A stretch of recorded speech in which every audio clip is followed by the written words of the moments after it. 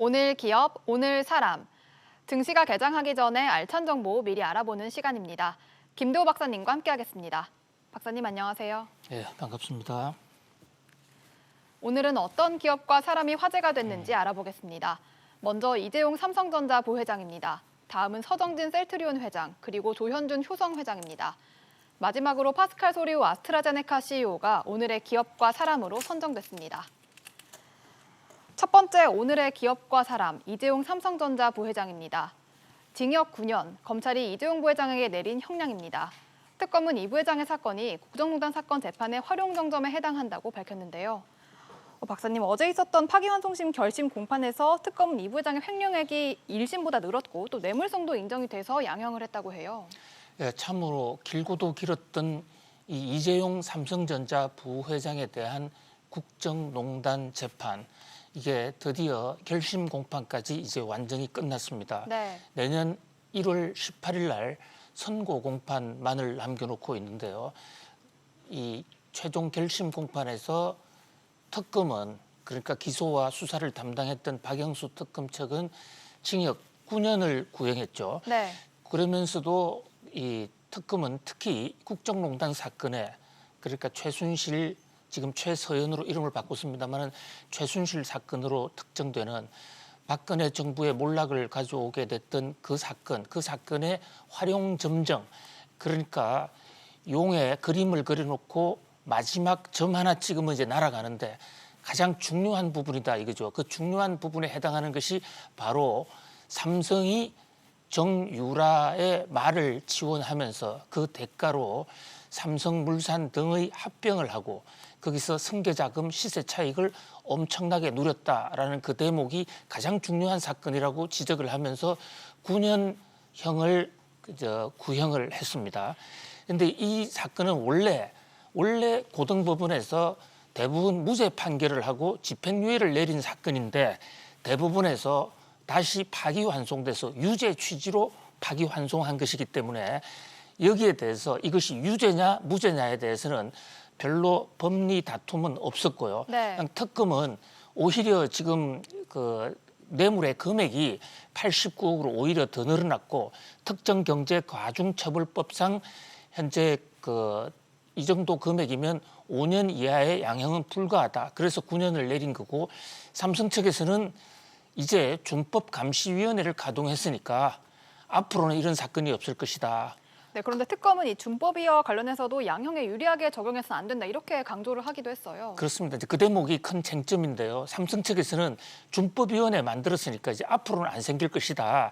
재판장 전준영 부장판사가 얘기한 대로 다시는 이런 사건을 안 만들 테니까 좀 양형에 참작을 해달라는 얘기인데 특검은 준법감시위원회가 무슨 소용이냐.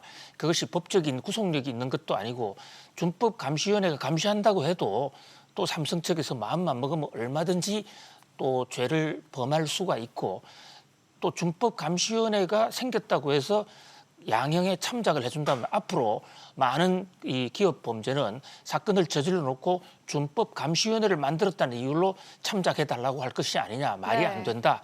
이렇게 주장을 하는 그런 공방을 보였습니다. 네, 그리고 어제 이재용 부회장은 3년 만에 법정에서 최후 진술을 하기도 했습니다. 눈물을 글썽였다고도 하는데 어떤 내용이었나요?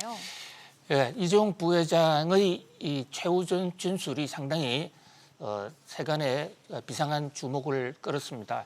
이재용 부회장은 이 대목에서 여러 가지 국정농단 사건에 자신이 연루될 수밖에 없었던 그런 안타까운 사연에 대해서 참여를 했는데요. 특히 박근혜 당시 대통령이 불렀을 때 같은 사건을 참여한다. 그때 아버지 이건희 회장이 병상에 쓰러져서 경황이 없는데 지금 똑같은 상황이 다시 온다면 절대로 그런 자리는 가지 않겠다라고 네. 하면서 또 앞으로 삼성그룹은 준법감시위원회 등을 통해서 이런 사건이 재발하지 않겠다.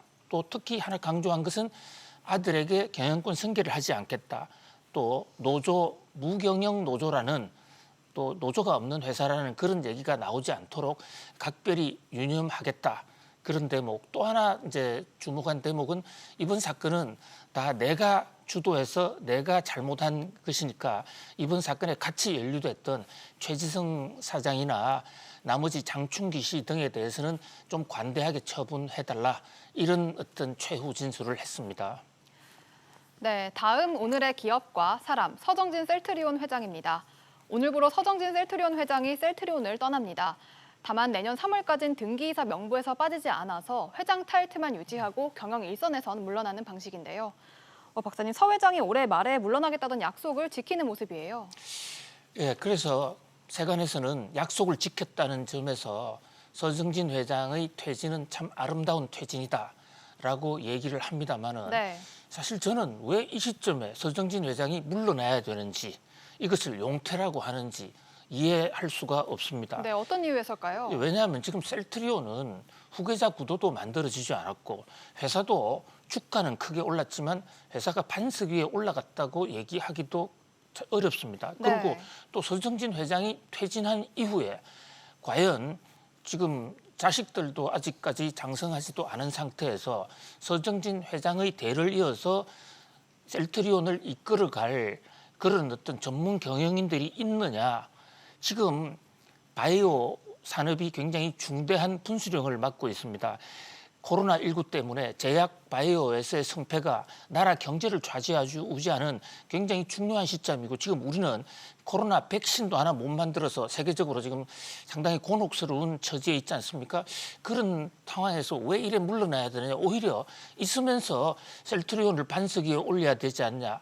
그리고 지금 셀트리온이 정작 급한 것은 서정진 회장의 퇴진이 아니라 이 회사 새 회사로 갈라쳐서 영업하고 있는 것에 따른 그런 의혹을 어떤 상쇄하기 위해서라도 네, 이른바 이 셀트리온 삼형제 합병을 추진하고 있는데 지금 상황이 어떻습니까? 그렇습니다. 빨리 통합 합병을 해야 되는 거 아닌가 싶어요. 지금 내년까지 흡수 통합 합병을 하겠다라고 얘기를 했는데 현재 지금 셀트리온 홀딩스 회사에 일부 자금을 출자해 놓은 것 외에는 아무런 진전이 없습니다. 네. 합병 같은 것은 이렇게 시간을 끌면 끌수록 시장에 왜곡이 더 생길 수가 있거든요. 그렇기 때문에 오히려 전격적으로 회장이 또 대주주가 마음만 먹으면 합병할 수 있는 것이고 지금 셀트리온이 사실상 똑같은 회사이면서도 새 회사로 갈라져 있음으로 해서 많은 의혹을 받고 있습니다. 증권시장의 주가 조작이라든지 네. 또는 서정진 회장이 유리한 쪽에 주가를 올려주고 회사의 내부 거래 일감 몰아주기를 한다는 이런 분석도 나오고 있거든요. 그런 면에서 전 개인적인 의견입니다만은 퇴진을 하실 게 아니라 합병부터 먼저 해야 되는 게 아닌가 이런 생각을 해봅니다. 네, 이런 가운데 셀트리온 삼형제 중 하나인 셀트리온 헬스케어는 코스닥에서 코스피로 옮길 거라는 얘기가 나오고 있습니다. 만약에 이렇게 되면은 주가가 오르고 또 서 회장의 지분율도 바뀌게 되죠. 그렇습니다. 바로 이 통합의 마술인데요.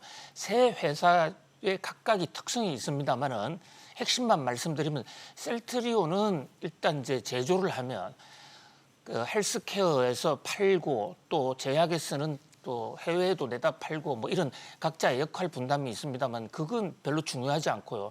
지분 구조가 지금 정권가에서 굉장히 비상한 관심인데요. 네. 지금 서정진 회장의 지분이 셀트리온 헬스케어에 집중적으로 포진돼 있거든요. 그런 면에서 합병을 할 때 현행 그 자본시장법에 따라서 주가가 높은 회사가 훨씬 더 유리합니다. 네. 그런 면에서도 이제 셀트리온 헬스케어의 덩치가 문제가 되는데 지금 현재 셀트리온 헬스케어가 덩치가 커서 코스닥에 있기에는 좀 그 과분하다. 그래서 셀트리온과처럼 코스피로 넘어가야 되는 게 아닌가 주장했는데 그런 넘어가면 주가가 더 오를 가능성이 있죠. 그런데 그것도 서정진 회장이 합병을 일단 하는 것이 더 앞선 게 아니냐. 섣불리 이래 회사를 조정했다가는 지분율에 따라서 주가를 차등화시키고 있다는 오해를 받을 수도 있다. 제일 중요한 것은 셀트리온은 지금 기술력 개발을 통해서 세계의 우뚝 선 제약 바이오사로 지금 올라서는 게 더 시급하지 않나 이런 생각을 해봅니다. 네, 세 번째 오늘의 기업과 사람 조현준 효성 회장입니다. 대법원이 조성래 효성그룹 명예회장의 세금 포탈 혐의와 관련해 원심을 파기했습니다. 사건을 서울 고등법원으로 돌려보냈는데요. 박사님, 조 명예회장 측은 당시 IMF 상황에서 정부의 요구에 대해서 이 효성은 선택권이 없었다 이렇게 주장을 했어요. 예, 참 어제 효성그룹에 대한 그러니까 전 회장님인 조성래 명예회장과 지금 조현준 회장에 대한 재판이 있었는데요. 참 공교롭게도 이재용 삼성 부회장에 대한 재판도 있었지 않습니까? 네. 이 삼성과 효성이 원래 같은 뿌리입니다. 원래 삼성으로 같이 시작을 했고요. 출발할 때 이병철 회장과 조홍재 씨의 합작으로 시작이 된 회사거든요. 네. 그리고 이 조홍재 회장이 이병철 회장의 삼성의 창업주 이병철 회장의 형인 이병각 씨와 지수초등학교 동창생으로 그러니까 이병철 회장의 형의 친구였기 때문에 삼성에서 사실 영향력이 더 컸어요.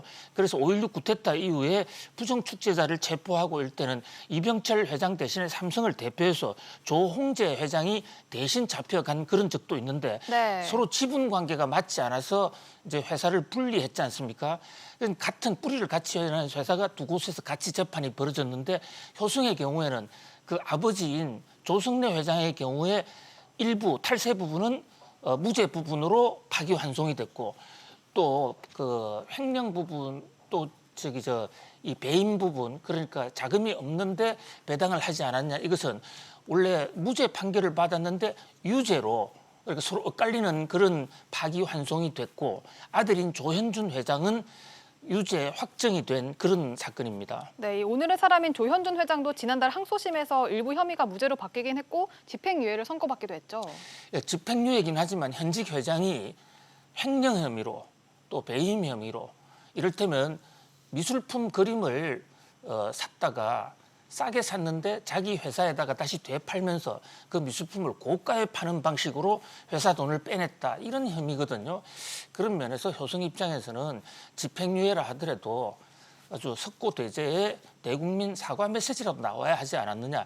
미국이나 외국 같으면 집행유예라 하더라도 이 정도 사건 같으면 사내 이사에도 빠져서 이 회사 경영진도 바꿔야 되지 않느냐는 그런 얘기가 나오는데 효성의 경우에는 그냥 그대로 지금 강공 드라이브를 갖고 있는데 효성이 최근 10여 년간 이미지가 상당히 무너졌습니다. 과거 조홍재 회장 시절만 하더라도 은둔의 기업, 참 겸손한 기업으로 특히 동양 나이론을 통해서 한국 경제에 이바지도 많이 했어요. 네. 그런데 이런 오나 리스크들이 잇따라 터지면서 또 그 동생 회사인 지금 한국 타이어 쪽도 거기도 회장단들이 대부분 다 지금 사법 처리를 받고 있는데 그 가문이 전체적으로 지금 이 법의 잣대 위에 올라와 있거든요. 아무튼 이번 사건을 계기로 효성이 좀 다시 한번 거듭나 줄 것을 간곡히 당부해 봅니다.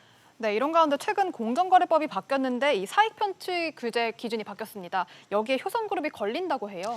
그렇습니다. 효성의 지금 주력 계열사들 지금 그래픽에 잠시 나왔는데 한 번 더 올려주셨으면 좋겠는데요.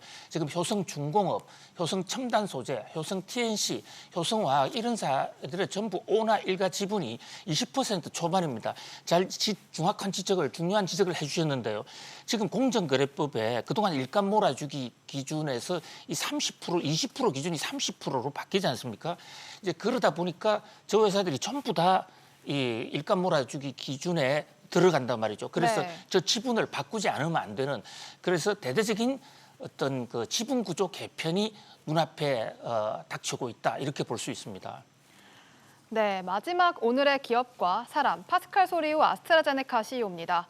국내 1호 코로나19 백신이죠. 아스트라제네카의 백신이 영국 보건부로부터 긴급 사용 승인을 받았습니다. 박사님, 그런데 아스트라제네카의 백신이 유럽연합이나 미국에서는 아직 승인을 받지 못한 상태죠? 지금 국제사회에서 아스트라제네카 백신의 별명이 고무줄입니다. 네. 그러니까 아스트라제네카가 3상 시험 결과를 발표할 때 한 번 맞으면 효과가 굉장히 큰데 두 번 맞으면 효과가 낮은 이런 고무줄 결과를 내놓았기 때문에 도대체 아스트라제네카의 효과가 있는 것이냐 없는 것이냐 이런 의혹을 지금 사고 있어요. 지금 밤새 이 영국 우리나라의 식약처에 해당하는 보건당국이 아스트라제네카의 긴급 승인을 했어요. 그럼에도 불구하고 지금 국제사회의 반응 또 외신들은 여전히 지금 아스트라제네카의 백신을 믿기가 어렵다. 네. 그리고 전 주가도 떨어지는 모습인데 특히 지금 관건이 되고 있는 것은 유럽연합입니다. 유럽연합의 대표는 아스트라제네카가 언론 플레이까지 하고 있다. 긴급 승인 신청을 했다라고 얘기를 하고 있지만 유럽연합에 신청한 사실조차 없다. 거짓말이다. 그리고 이 임상하는 과정에서도 그동안에 부작용이 많이 있었는데 그 부작용을 제대로 각국 식약처에 제대로 보고하지 않았다. 도덕성에 상당히 문제가 된다 이러고 있어요. 지금 미국은 아예 지금 삼상 임상을 다시 하라고 그랬는데 그 이후 좀 소식이 전혀 나오고 있지 않습니다. 네. 이 아스트라제네카는 우리나라에 가장 먼저 들어오게 될 아마 코로나 백신인데 네, 지금 우리 정부가 선구매 계약으로 확보한, 다시 말해서 실질적으로 손에 쥐고 있는 거는 아스트라제네카 백신뿐인데, 그렇다 보니까 이 승인 소식이나 뭐 부작용에 좀 민감해질 수밖에 없겠어요. 그렇습니다. 아스트라제네카 우리가 지금 확실히 도장을 찍은 것은 아스트라제네카밖에 없습니다. 모더나도 아직 논의 중이고요. 그렇다면 아스트라제네카를 우리 정부가 가져오려면 우리가 승인을 해야 되는데 지금 유럽연합도 승인을 하지 않고 특히 미국도 승인하지 않은 것을 우리만 과연 승인할 수 있겠느냐. 그런 면에서 한국 정부의 고민이 계속 깊어져 가는데 이 아스트라제네카란 회사는 원래 네덜란드 회사와 영국 회사의 합작사로 만든 건데 영국 입장에서는 지금 변이가 생겨서 워낙 빠른 속도로 이 코로나 확진자가 생기다 보니까 제대로 검토를 하지 않고 바로 주지 않았냐. 그래서 지금 아스트라제네카에 세 가지 의문이 있다. 우선 안정성, 접종 시기를 어떻게 하는 것이 효과가 있는 것이냐. 네. 그다음에 물량도 제대로 확보가 된 거 맞냐. 이런 지적이 나오고 있습니다.